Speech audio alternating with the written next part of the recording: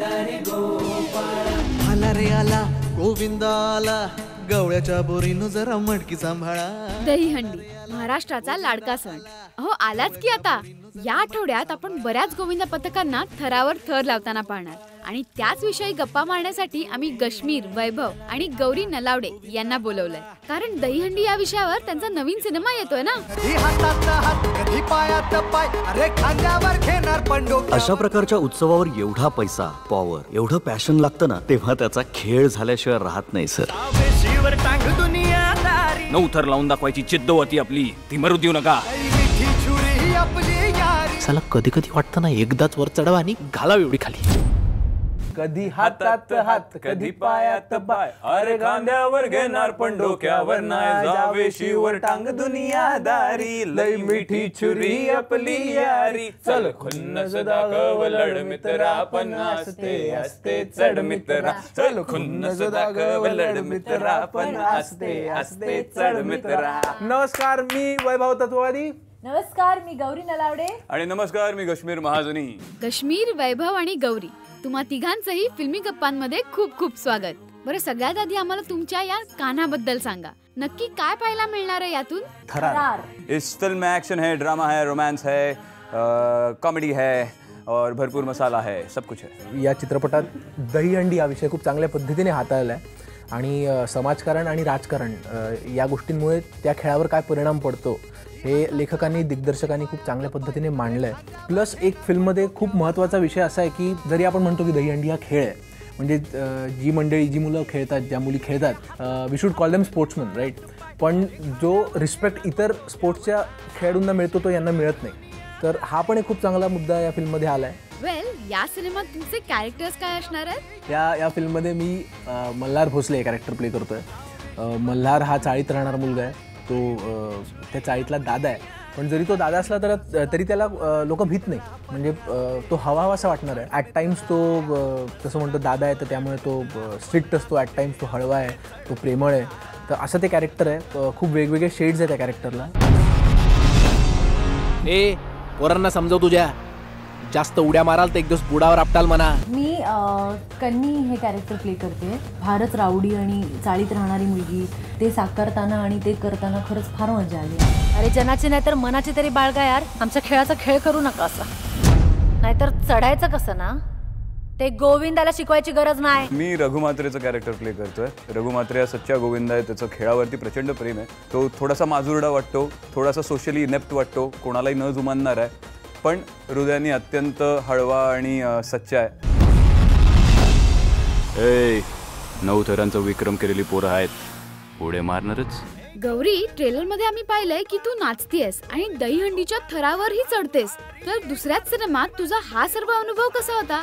म्हणजे भीती वाटली की नाही? खरंच खूप भीती वाटली, कारण मी दहीहंडीचा खेळ किंवा हा कधीच या गर्दीत उतरले पण नव्हते आणि थर वगैरे लावणं तर मी कधी इमॅजिन पण नव्हतं केलं. पण मी कन्व्हिन्स झाले, कारण ती ज्या प्रकारची मुलगी आहे तिला कशाचीच भीती नाही आहे. त्यामुळे थरावरनं पडणं आणि या सगळ्या गोष्टी हा त्यांच्या आयुष्याचा एक भाग आहे. त्यांना त्यात काही आपल्याला इथून बघताना थर्ड पॉईंट ऑफ व्ह्यूने खूप असं वाटतं की ऐक हा पडला आणि ह्याला लागलं असेल, पण ते त्यांच्यासाठी असतं की पडला का, लागलं का, ठीक आहे, चल चल चल चल चल चल चल कमान कमान कमान, असे ते लोक असतात. त्यामुळे ते बघून मला कुठेच स्वतःचे लाड करावेसे नाही वाटले की आता आपण पडलो तर लागेल की काय किंवा काय. आणि निश्चितच भीती तर खूप वाटली, पण जेव्हा ॲक्च्युअल शूट करत होतो तेव्हा कळत होतं की सेफ्टी मेजर्स आहेत आणि जेवढं आपल्याला कठीण वाटत होतं तितकं नाही आहे. आपण जर खरंच त्यांच्यासारखं इन्व्हॉल्व होऊन केलं तर ते जमण्यासारखं आहे. इतकं फार काही ग्रेट कठीण काम नाही आहे. सुपर्ब गौरी, तुझ्या या एफर्ट्सला मानलं पाहिजे. वेल, दहीहंडीवरचा सिनेमा आणि त्यात तुमच्यासारखे कलाकार म्हणजे सेटवर तर सॉलिड धमाल असणार ना. वैभवची आणि माझी किस्से तर व्हॅनिटीची आदत आहे, कारण आम्ही खूप गॉसिपिंग करतो आणि अवधूत चोरून आमचे फोटो काढायचा जेव्हा आम्ही बसलेलो, आणि आम्ही इतके गुंतलेले असायचो लोकांबद्दल गॉसिपिंग करण्यात की आम्हाला कळायचं नाही आणि नंतर व्हॉट्सॲपवरती आम्हाला पाठवायचं तुमचे फोटो काढलेले. आणि थँकफुली वैभव थँकफुली त्यांनी व्हिडिओ नाही काढला ज्यात आपला आवाज रेकॉर्ड नाही झाला, कारण तो त्यांनी जर का सोशल मीडियावरती वगैरे पाठवला. गौरीची जरा सेटवरती असताना काय धमाल कशी नाही होणार. आता तुम्ही पहिल्यांदाच पाहिलं ना आम्ही किती खेचतो आणि किती मस्करी करतो. त्यामुळे गौरीला वाटलं होतं की मग दोघांमध्ये ॲटिट्यूड आहे. याबद्दल गौरी तुझं काय म्हणणं आहे? वाटलं होतं, आता नाही. का वाटलं? पण एक मुलगा जर शांत बसला असेल तर त्याला ॲटिट्यूडच असतो का? म्हणजे हाय हाव आर यू कसं असं केल्यावरच त्याला इगो ॲटिट्यूडने असं एक गरीब मुलगा असा बसला आणि त्याने असं hi Gauri hi how are you good good. हे जर असं असेल तर आपण म्हणतो की हा हेच नाहीच, आता मैत्री झाली नाहीये, पहिल्यांदाच काम करतोय त्यामुळेच ओके, हे ठीक आहे, समजू शकतो. आणि हे कसं वाटतं बघा. हॅलो वैभव, मला असं वाटलं की ओ ओ असं ह्यांच्यात असं हाय करतात का, बरं ठीक आहे. आणि मग नेक्स्ट डे पासून जेव्हा आम्ही ॲक्च्युली बोलायला लागलो तेव्हा थोडा गैरसमज मला दूर झाला की ओके इतकं पण बोलला पण नाही. आणि तूही नाही बोललास एक्झॅक्टली वाईट मत म्हणतच नाहीये मी. एक ऐक ना धमाल मस्ती होत राहते सेटवर, तुम्हाला अंदाज आला असेल. पण गौरीला आणि गौरीचं एकदा म्हणणं होतं की वैभव आणि काश्मीरचं काहीतरी वेगळंच चाललं, मी एकटी पडले होते. काय वाटायचं तुला?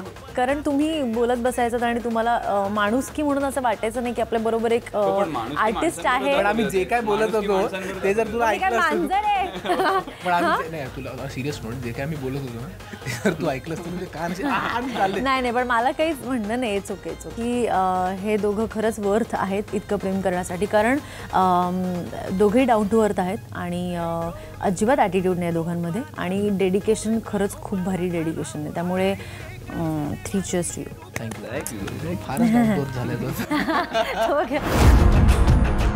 या टायमाला आम्हाला पण जय बजरंगचं टी शर्ट पाहिजे. हा या असल्या फालतू ऑर्डर द्यायला तुझा काय सासरा बसलाय का तिकडे? माझा सासरा असता तर विषयच नव्हता ना तो, पण त्याचा पोरग लय खडूस आहे ना. कृष्ण जन्मला ग बाई कृष्ण जन्मला, कृष्ण जन्मला ग बाई कृष्ण जन्मला.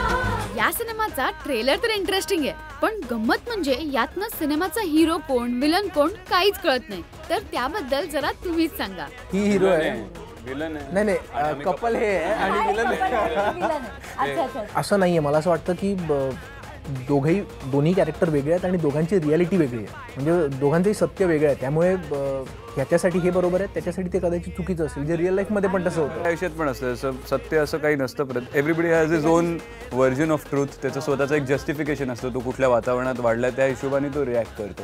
इन शॉर्ट प्रत्येकाचं सत्य वेगळं. मुळात मला असं वाटतं की या सिनेमात हिरो किंवा हिरोईन आणि हे सगळं असं काहीच नाहीये. या सिनेमाचा खरा हिरो गोविंद आहे आणि ती दहीहंडीची पोरं आहेत आणि त्या महिला पथकाच्या मुलगी आहेत. त्यामुळे मला असं वाटतं की तिघही आम्ही गोविंद आहोत, तिघही हिरो आहोत फिल्मचे, असं म्हणायला हरकत नाही. हा सिनेमा अवधूत गुप्तेचा आणि त्याचं दहीहंडीवरचं प्रेम तर संपूर्ण महाराष्ट्राला माहितीये. तर आम्हाला सांगा अवधूत सेटवर कसा असायचा? अवधूत दादा सेटवर एक सांगतो, कधी आजपर्यंत त्याचा आवाज चढला नाही आहे सेटवर. तो समजून घेतो प्रत्येकाला, प्रत्येकाचं जे काय ओपिनियन असेल तो ऐकून घेतो, त्याच्यावर विचार करतो. तर की अवधूत दादाचा ॲक्टिंग सेन्स खूपच दांडगा आहे. त्यामुळे त्याला एक्झॅक्टली माहिती असतं की पॉजेस कुठे घेतले पाहिजे, कसं ते वर्कआउट केलं पाहिजे. त्याच्या मिशा कुरवाळत असतो तो स्वतःच आजकाल. ते काहीतरी त्याचं एक नवीन त्यांनी स्टाईल कोशन डेव्हलप केलेलं आहे. पण त्याचं अप्रिसिएशनची एक पद्धत आहे. म्हणजे बऱ्याचदा काही डिरेक्टर्स असतात की हा ओके नाईस वैभव नाईस. अवधूत दादा म्हणजे मित्रा क्या बात आहे असं मिठं वगैरे मारत. अवधूत दादा अप्रिशिएट फार चांगलं. हो मी तो असं त्याचं तुझा शॉट असताना मी जेव्हा केव्हा बघितलंय त्याच्यावरती तो असाच बघतो तो शॉट अख्खा मॉनिटरवर. त्याला कधीच तुम्ही तो असाच सिन्सिअरली बघतोय किंवा तो प्रेमात पडलेला असतो त्या कलाकारात आणि तो जे काय तो करतोय वगैरे तो तिकडे अगदी उत्स्फूर्तपणे एन्जॉय करत असतो आणि ती रिॲक्शन परत मिळू नाही शकत. बरं तुम्ही या सिनेमामध्ये दहीहंडी खेळलायत, मग यापूर्वी खऱ्या आयुष्यात तुम्ही दहीहंडीमध्ये सहभाग घेतलायत का? मी खेळलो नाहीये, पण मी ऑर्गनायझिंग टीमचा हेड असायचो, त्यामुळे मी फार जवळून पाहिलंय. त्यांना पाणी द्यायला जायचं असतं. हो ते फार गरजेचं आहे, पण कार्यकर्ते फार महत्वाचे असतात. म्हणजे काय तुझं तू खेळला का नाही? नाही मी क्रिकेटच्या टीममध्ये होतो. तसं त्याच्यासारखाच पाणी द्यायला जातो, स्टँड बाय होतो क्रिकेटर्सना. दहीहंडी नाही खेळत. पण मी स्वतःला ऑर्गनायझिंग टीमचा हेड नाही म्हणत पाणी द्यायला. मी होतो नाही, मी हेड होतो. अरे मी गंमत करतोय. चला तर आता गप्पांची वेळ संपली आणि गेम्सची वेळ सुरू झाली आहे. बरं कश्मीर आणि वैभव, तुम्ही दोघांनी समोर असलेल्या वस्तू वापरून गेम्स खेळायचे जे तुमच्या समोरच्या चिठ्ठ्यांमध्ये लिहिलेले आहेत आणि या गेम्सची जज असणार आहे Gauri. So all the best. तुमच्या समोर ठेवलेल्या पेपर कप्सचा तुम्हाला दहीहंडी सारखा 6 थरांचा मनोरा बनवायचा आहे आणि तो तसाच उतरवायचा. ज्यासाठी तुमच्याकडे वेळ आहे 1 मिनिट. 1 2 3 गो.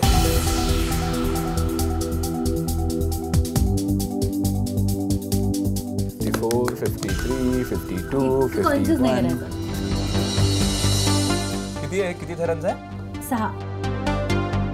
45, 44, 43. अच्छा तू मध्ये मध्ये त्याला प्रोत्साहन द्यायचं का? हां गुड करून.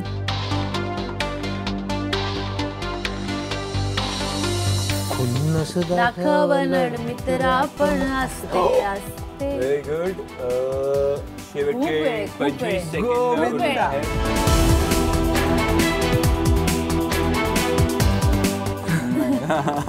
वावत जाऊ नकोस गाण्यामध्ये. ए मम्मी.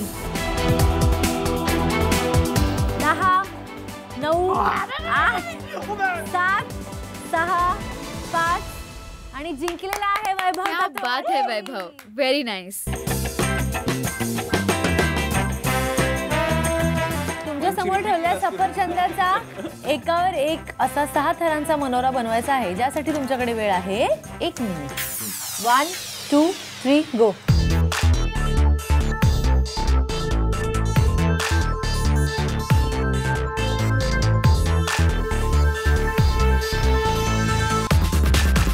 कमान कश्मीर, त्याला हे कर.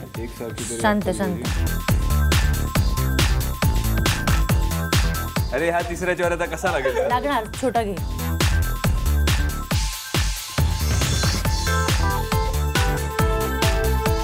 पॉलिटिक्स केले मायबोली चॅनलने माझ्याबरोबर.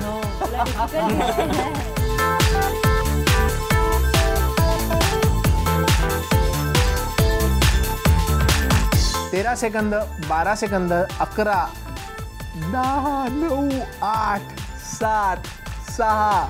तुझं काय चाललंय? 5, 4, 3, 2, 1. तर अशा प्रकारे तुम्ही आमची मजा मस्ती पाहिली आणि खेळही पाहिला, ज्यात विजेता होता वैभव तत्ववादी. त्याच्यासाठी टाळ्या. येत्या 26 ऑगस्टला पाहायला विसरू नका कान्हा तुमच्या जवळच्या चित्रपटगृहात. आता रडायचं नाही, आता चढायचं. तर अशा भरपूर गप्पा आणि धमाल वैभव, गौरी आणि कश्मीरने इथे केली. अशाच आणखीन बऱ्याच गोष्टी या सिनेमात आहेत, त्यामुळे या आठवड्यात कान्हा पाहायला अजिबात विसरू नका.